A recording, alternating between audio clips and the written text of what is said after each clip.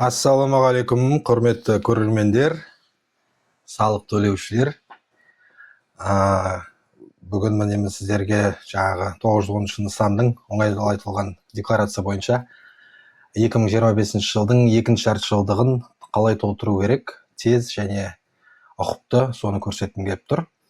Жалпы бұл декларация арнайы салық режимі деп саналады. Сол арнайы салық режимдерінің бір түрі, және де көптеген ИП жеке кәсіпкерлер осы режимді қолданады. Сондықтан кеттік. Баста айта кеткім келіп отқаны, бұл мағлұмат осы бейнежазбадағы жалпы хабардарлық, үстіртін білім және тақырыптық сауаттылықты арттыру мақсатында ұсынылады. Яғни бұл кәсіби материал емес, бұл бейнежазбадағы кәсіби салалық мамандық кеңесі немесе жеке ұсыным болып табылмайды. Ондай кеңес ұсыным ретінде немесе ондай кеңес ұсынымның орнына пайдаланыла алмайды. Барлық ақпарат ашық дерек көздерден алынған, интернеттен. Және де егер экраныңызда сурет бір нәрселер пайда болып жатса, және де мынау тұрған белгі, бұл жасанды интеллект белгісі, яғни жасанды интеллекттің көмегімен жасалған материал деп білесіз. Ал енді кіріспе ретінде бүгін талқылайтынымыз сол 910 нысан, жеке кәсіпкер жаңағы 910 арнаулы салық режимінде туылған жылы 84 жыл, жеке кәсіпкердің жұмысшы 2025 жылдың екінші жартысында жалдамаған. Яғни ол шілде-желтоқсан айлары арасында жеке кәсіпкер тек жалғыз өзі еңбек атқарған, табыс тапқан. 910 нысан, жаңағы қазір салық төлеушінің кабинетінде арнайы осындай нысан бар, соған кіріп толтырамыз. Декларация деп аталады. Жұмысшы жалдамағанымен қоса, бұл жеке кәсіпкер 25-дің екінші жартыжылдығында азаматтық құқықтық сипатындағы келісім шарттарға отырмаған. Яғни жұмысшыларға қоса штатқа белгілі бір жұмыстарды немесе қызметтерді атқару жасау үшін шектеулі бір уақытқа азаматтар, жеке тұлғалар тартылына алады келісім шарт бойынша. Осы келісім шарттарды азаматтық құқықтық сипатындағы келісім шарт деп атайды. Біздің талдап отқан жеке кәсіпкерімізде бұндай азаматтық құқықтық сипаттағы шарттар жасаспаған, отырмаған. Қайталап өтеміз. Тапсыратын декларациямыз 910 упрощенка дейміз. Былай қара тілде 2025 жылдың екінші жартыжылдығы, ол яғни шілде мен желтоқсан айлары екеуін қосқанда. Жұмыстар жасау, жаңа айтқандай, қызмет көрсету үшін орындаушы тартпаған. Бұл мысалымызды, демонстрациямыздың толтыру мысалы ретінде біз табысты, жалпы 6 айлық табысты 3 миллион деп алдық. Бұл ретте қолма-қол төлеммен түскен табыс 1 миллион, яғни қалғаны 2 миллионы қолма-қол емес төлем арқылы түскен, яғни электронды аударымдар, Каспимен, бір шоттан екінші шотқа онлайн төлемдер деген болады, сондай түрі. ЖК дегеніміз жеке кәсіпкер ай сайын өз пайдасына осы декларация ауқымында міндетті зейнетақы жарналарын төлейді. Ол бұл жолы біз оны ең төмен жалақы ЕТЖ 85 мың теңгеден есептейміз. Осы сомадан соны аударып отырған ай сай 6 ай үшін. Одан кейін әлеуметтік аударым дегеніміз бар. Әлеуметтік аударым ол да есеп көзі 85 мың теңгеден есептейміз. Жаңағы ЕТЖ дегеніміз сол ЕТЖ-ның табыс сомасынан 5%. Алайда біз 85 мың теңге дегеніміз ЕТЖ болғандықтан кейін әлеуметтік аударымды есептегенде мынау міндетті зейнетақы жарналарын шегермейміз. егер белгіленген тағайындалған табыс, есептеу табысы 85 мыңнан жоғары болған кезде, мысалы 100 мың, 200 мың, 500 мың болған кезде, ол кезде бұл әлеуметтік аударымның формуласы бойынша есептеп шығару үшін жаңағы осы тағайындалған табыстан міндетті зейнетақы жарналарын алып тастаушы едік. Енді келесі міндетті әлеуметтік медициналық сақтандыру деген бұл бәрімізге белгілі, мәмс деп қысқартамыз.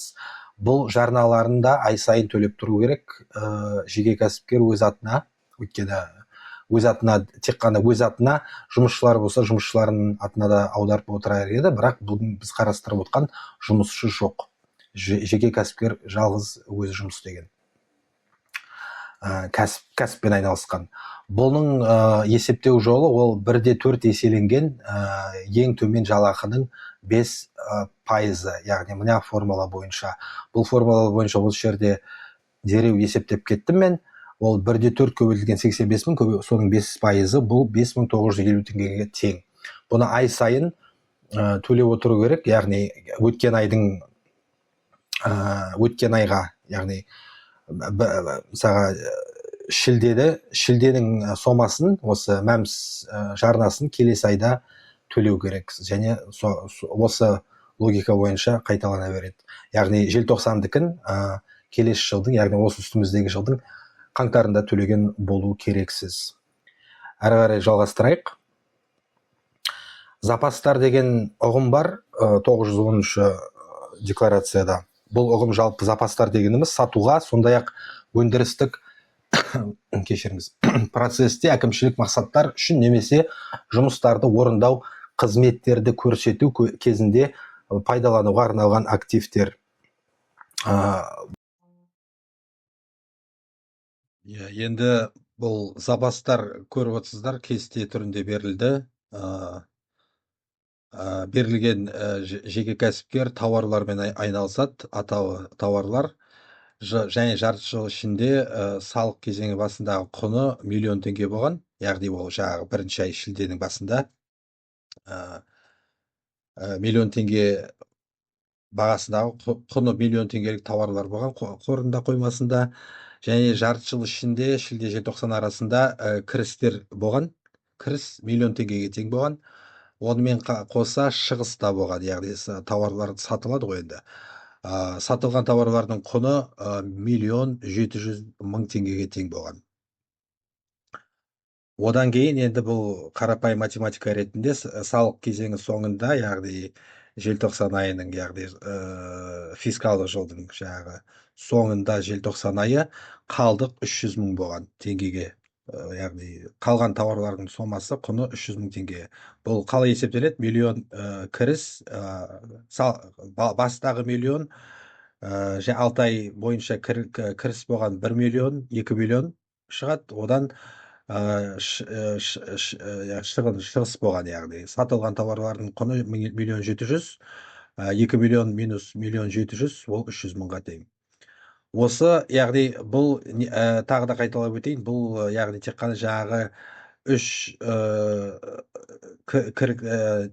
үш компонентті өз жаңағы жұмысына өзінің кәсібі де енгізген салық департаментімен келістіріп, сол қондырғыларды сатып алған адам ғана, жеке кәсіпкер ғана ұйғарып осыны белгілейді жаңа формада. Келесі, тағы да маңыздысы, біз білеміз,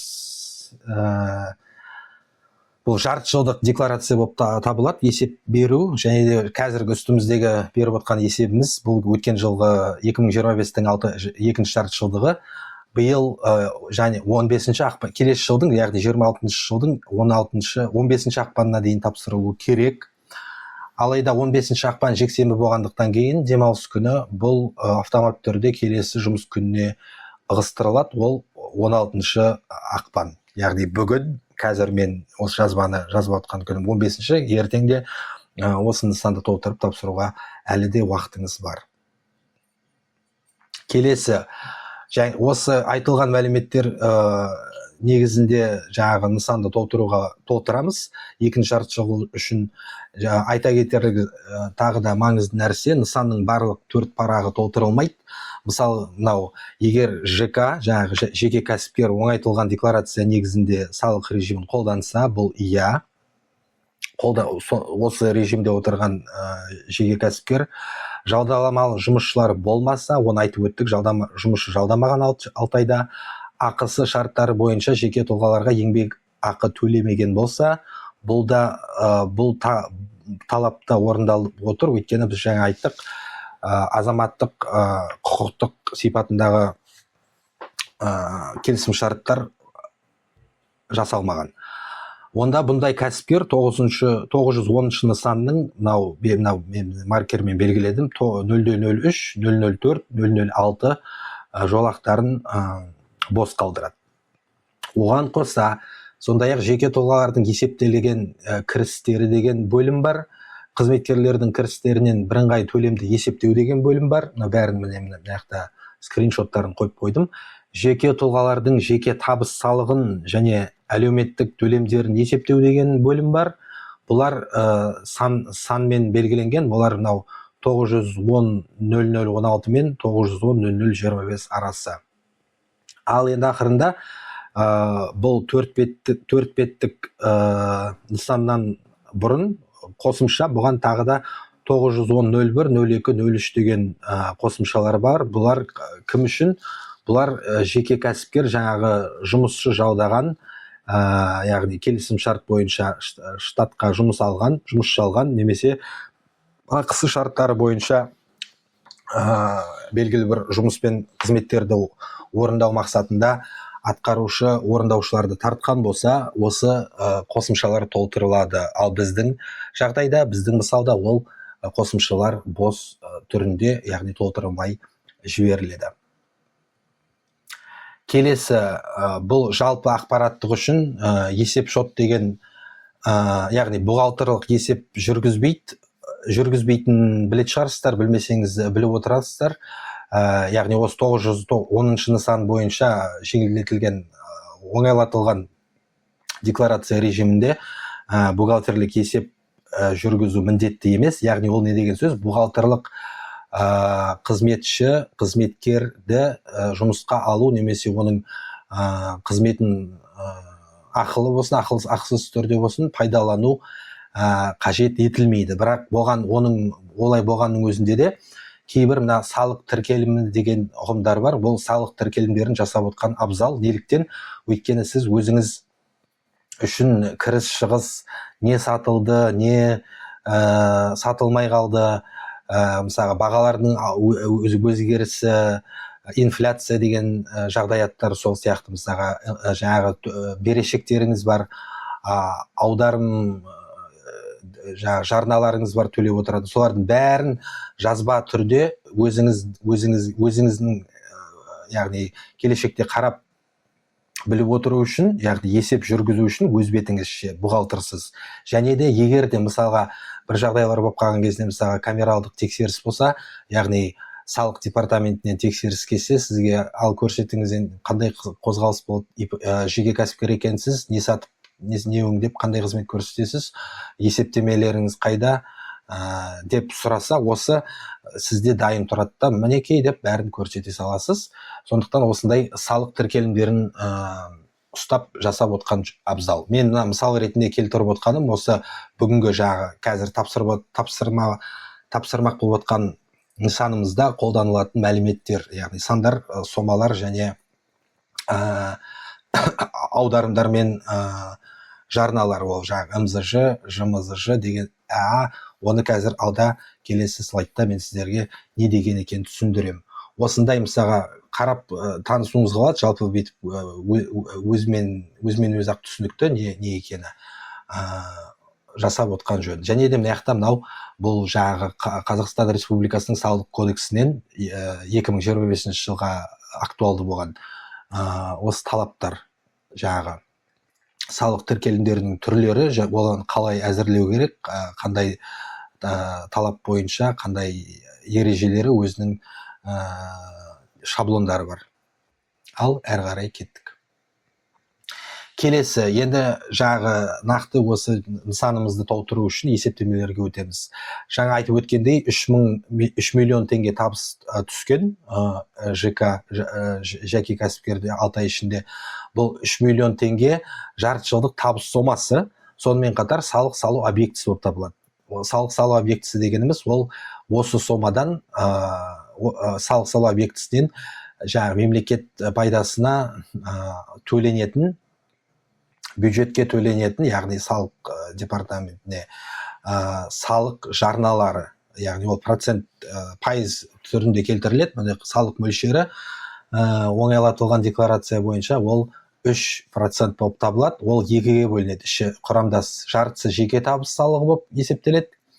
Кейде оны корпоративтік табыс салығы дейміз, бірақ бұл ретте бұл жеке табыс салығы. Өйткені кәсіпкер жалғыз өзі жұмыс істейді, жұмысы ештеңе тартпаған, және де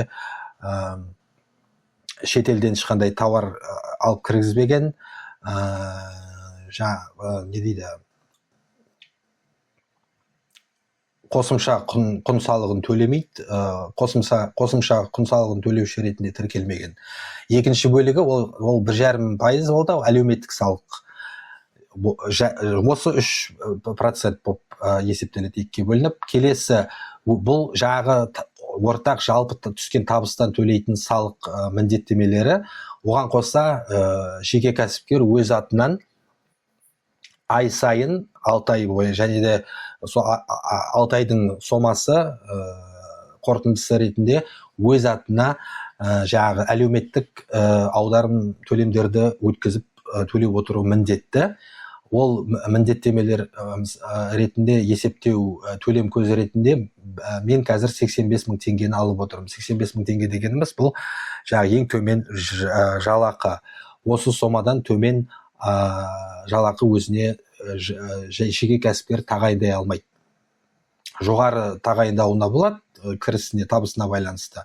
3 миллион емес болса, 300 миллион тапқан болса, мысалға 850 мың, 1,5 миллион деп табыс көрсетуіне болады, жаңағы төлем көзі мақсатында. Бірақ ол кезде әрине бұл жаңағы табыстың сомасы төленетін міндеттелген әлеуметтік төлемдердің мөлшеріне әсер етеді. Енді есептемелер келесі жолмен жүргізіледі. МЗЖ дегеніміз, ол мынақта төменде мен несін бердім, ашықтамасын, яғни түсіндірмесін анықтау, қысқаша анықтауыш. МЗЖ дегеніміз ол міне міндетті зейнетақы жарнасы. Ай сайын төлеу міндетті, егер табыс түскен болған болса 6 ай ішінде, тіпті 1 ай ішінде түскен болса да. Сол бұның формуласы ЖКТТ. Бұл ЖКТТ дегеніміз жаңа жеке кәсіпкердің таңдаған табысы, яғни өзіне тағайындаған табысы, соның 10%-ті көбейтеміз. Бұл жерде бұл 85 мың көбейткен 10%, 8,5 мың. Әлеуметтік аударым, жаңа айтып өттім, ЖКТТ-дан жаңа есептеген 8,5 мың МЗЖ сомасын шегеруге болады, бірақ бұл жерде біз алып отқан төлем көзі ең төмен жалақы болғандықтан кейін бұны шегере алмаймыз. Сондықтан 85 мыңды 5%-ке көбейтіп 4250 деген теңге әлеуметтік аударым шығады ай сайындық. Келесі, ЖМЗЖ деген ұғым пайда болды. Осы 2023 жылдан бастап, 2024-тен бастап енгізілді. Бұл жұмыс берушінің міндетті зейнетақы жарнасы.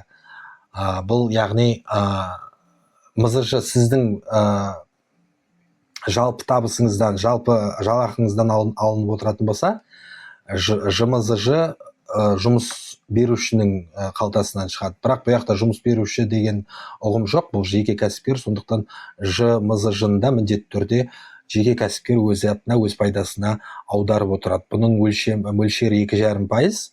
Бұны жаңағы 85 мыңды 2,5%-ын алып 2125 теңге шығарамыз.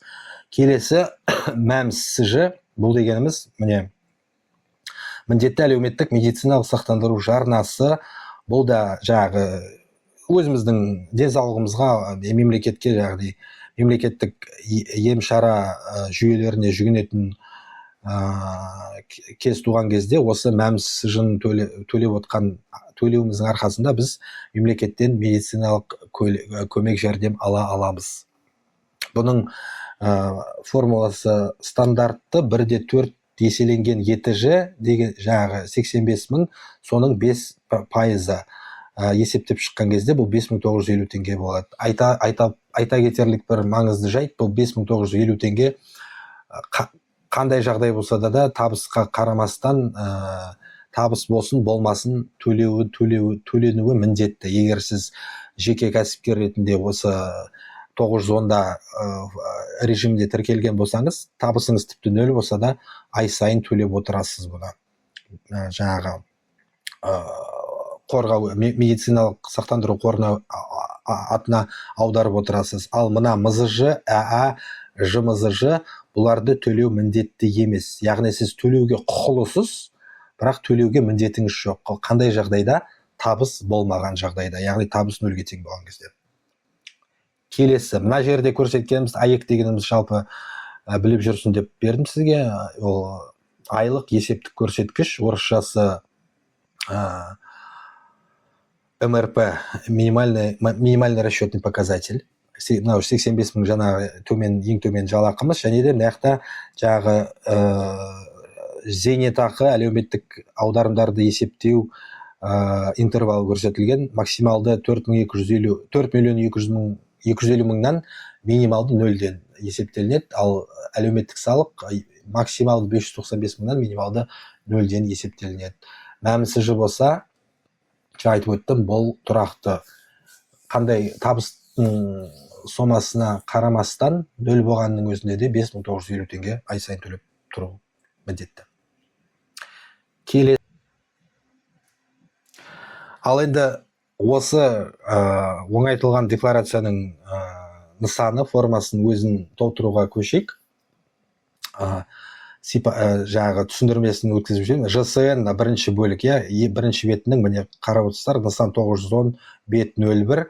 ЖСН деген өзіңіздің жаңағы иініңіз мемлекеттен кезекті берілген сізге, ол автоматты түрде өзімен өзі жазылып толтырылып тұрады, және де салық төлеушінің, яғни ИП-ніңіздің, жеке кәсіпкерлігіңіздің аты да өстіп жазылып тұрады. Мына жерде келесі енді бастап сіз өзіңіз түртіп шолып отыру керексіз. Толтырып, яғни қай жарты жылдық салық есептілік табыс салық кезеңі, бұл екінші кезең, осы 2 деп белгілейсіз. Одан кейін салық төлеушінің жекелеген санаттары, бухгалтерлік есеп, қаржылық есептілік туралы жаңа заңға сәйкес қолданбайды деп айттық. Сондықтан крестикті мында қоясыз. Түртіп қолданатын болсаңыз, әрине қолданады деп қоясыз. Бірақ ИП бұл режимдағы жеке кәсіпкер қолданбайды. 5 бұл бірыңғай төлем төлеуші, бұл жұмысшылары бар жеке кәсіпкерлерге арналған, сондықтан бұны түртпейміз. 6 декларацияның түрі кезекті, өйткені бұған дейін, яғни біз жұмыс жасап келетқан жеке кәсіпкерлік болғаннан кейін бұл кезекті болып саналады. Қосымша қай кездерде ол сізге мысалы қате кеткен болса, немесе бір қайттан жөндеп жіберетін жайттар болған кезде оны қосымшалап қайттан тапсырасыз. Бастапқы ол жеке кәсіпкер енді тіркеліп жұмысын енді бастағанда бірінші тұңғыш тапсыру нысаны болған кезде бастапқы деп қояды. Хабарлама бойынша бұл, яғни жаңағы салық департаменті сізде бір науқан қателік тапса, мысалға бір келіспеушіліктер болса, толтырған нысаныңызда сол кезде сізге хабарлама келеді, сол хабарлама бойынша тапсырасыз. Тарату деген бұл жеке кәсіпкерлігіңізді жою, жабу кезінде соңғы тапсырылатын нысан. Біздікі кезекті. Келесі, валюта коды бәрі мында өзі толтырып тұрады. Біз Қазақстан резиденті жеке кәсіпкерлігіміз. Резиденттік белгісі, біз резидентпіз, сондықтан аны белгілейміз. 11-ші жолақтағы белгілі қосымшалар деп айтып өттім. Жаңа 3 түрлі қосымша бар, бұларды толтырмайсыз.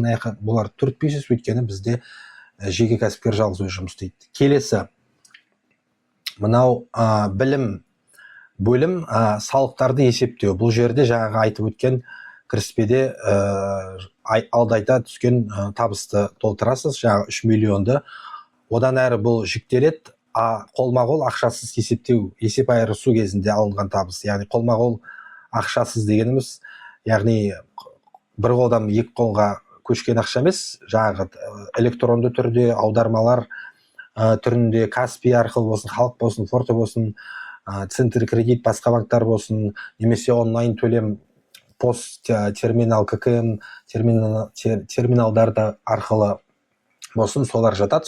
Бұл бізде 2 миллион деп белгіледік. Үш құрамдасты интеграцияланған жүйені біз қолданбаймыз. Бұл жаңағы қолданатындар үшін керек. Олар бұны қолданудың пайдасы 2025 жылда болған, яғни 26-ға дейін жаңағы қосымша құн салығын шегін, лимитін көбейтеді, және де осы үш құрамдас система арқылы өткен ақшаларды жаңағы осы нысанның шекті табыс көзінен бөлек есептеуге болады. Яғни шекті табыс сомасынан асып кетуге болады. Біз бірақ асып отқан жоқпыз. Және де бұл 6 ай ішінде электрондық сауда алаңдарында, яғни интернет дүкендерінде Wildberries, Озон болсын, жаңағы Каспий болсын, Арбуз, KZ болсын, соларда сауда жасаған, соның сомасын мұнда жазамыз, 1 200 000. 02 толтырылмайды, трансферттік баға бізге қатысы жоқ. Қызметкерлер бойынша да ақпарат толтырылмайды, өйткені жаңа айттық, қызметкер жоқ. Сондықтан мына толтыратынымыз 05-тен бастап. 05-тен бастап есептелген бұл жаңағы есептемелерді мен сізге көрсеттім. Бұл жаңағы табыстың 3 миллионның 3%-ның жартысы, яғни 1,5%. Бұның 1,5% салық ретінде кетеді, ал қалған 1,5% жаңағы салық, ол да салық, әлеуметтік салық ретінде кетеді. Мынау жеке табыс салығы болса, әлеуметтік салық бұл ретте бұл түзетіледі. Түзетілу қалай жасалады? Жаңа формуласында көрсеттім. 990 000-ды 2-ке бөлдік қой. Осы 90 000-ның 1,5% 45 000-ы біздің әлеуметтік салық. Бірақ әлеуметтік салықтан біз заң бойынша, салық кодексі бойынша әлеуметтік аударымдарды шегеруімізге құқымыз бар. Сондықтан 45 000-нан біз әлеуметтік салық сомасын алып тастадық. Бұл жерде 25 500 теңге. Және де соңында мынау 09-ға жазатын сомаңыз 45 000 болмайды. Жаңағы 45 000-нан 25 500-ді алып тастап, 19 500 деп жазамыз. Келесі бөлім дара кәсіпкерлер үшін әлеуметтік төлемдерін есептеу. Жаңағы дара кәсіпкер, жеке кәсіпкер өз бетінше. Келесі бөлім енді ол дара жеке кәсіпкерлердің әлеуметтік төлемдерін есептеу. Бұл жерде соманы салық салу көзін біз 85 000 деп алдық, ең төмен жалақы ретінде. 85 000-ды үстіп 6 қатарға толтырып шығасыздар. 6 қатарда толтырғаннан кейін 85 000-нан қорытынды сомасы 500 000 болып, мұнда өзі есептеп береді жүйе. Келесі бетке көшеміз. Бұл келесі бетте бірінші 910.11 бұл әлеуметтік аударымдар. Бағана есептемеде көрсеттім. Ең төмен жалақы алып отқандықтан кейін әлеуметтік міндетті зейнетақы жарнасын шегермейміз. Тікелей 85 000-ның 5%-ын аламыз. Ол 4250 теңге 6 қатарға толтырамыз. Сомасы 25 500. Осы 25 500 жаңағы айтқанымдай кәсіпкерліктің атынан төленетін, мемлекет пайдасына, бюджет пайдасына төленетін салықтың 3%-ның жартысы әлеуметтік салық дедім. Осы әлеуметтік салықты жеңілдету мақсатында 1,5%-тен осы әлеуметтік аударымның қорытынды сомасын алып тастауға болады деп айттық. Заң бойынша ол 45 000 минус 25 500, соңында 19 500 беріп тұр бізде. Келесі міндетті зейнетақы жарналары 85 000-дан 10% пайызы, ол 8.500 теңге. Міне қатар-қатар 6 айға жазып шықтық. Сомасы 51.000. Ол 85.000-дан алынады. 10% жаңағы төмен жалақы тағайындалған. Келесі, жұмыс берушінің төленуге жататын міндетті зейнетақы жарналары. Бұл 2024-те енген жаңалық. Яғни 1975 жылдың 1 қаңтарынан кейін туылған кәсіпкерлер, сонымен қатар жұмысшылардың атына жұмыс берушінің қалтасынан, яғни жұмыс берушінің табысынан аударылып отырады. Жұмысшының айлығынан ұсталынбайды, жұмыс берушінің. Ал ИП жеке кәсіпкердің жағдайында, жеке кәсіпкер өзі жұмысшы емес, жеке кәсіпкер, бірақ біреудің жалдамалы жұмысшысы емес, сондықтан өз атына аударып отыруы тиіс. Егер де жұмысшылар болса, жұмысшыларына да аударуы тиіс. Бұл жаңағы 2,5%, 85.000-дан аламыз бұнда. 2,5%, 2.125 теңге. 6 қатарға толтырып шықтық. Сомасы 12.750 теңге. Ал ең соңғысы бізде бұл жерде мәмс жарналары, міндетті әлеуметтік медициналық сақтандыру. Айтып өттік, бұл фиксированная сумма деп айтамыз, өзгермейді.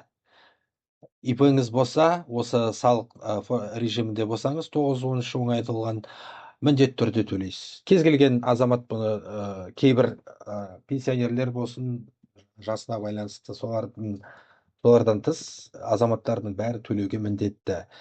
Яғни жеке кәсіпкер 910-дағы 1,4 еселенген төлем, ең төмен жалақының 5%-ын төлейді. Бұл жолы 5.950 теңгеге тең. Осы 5.950-ді 6 қатарға толтырдық, 35.700 теңге.